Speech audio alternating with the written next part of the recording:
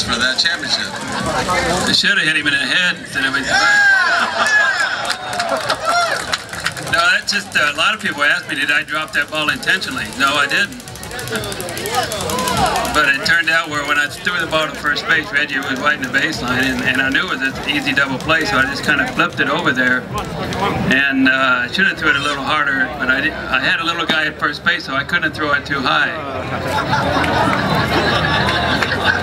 Sorry, Garv, you're not even here. But anyway,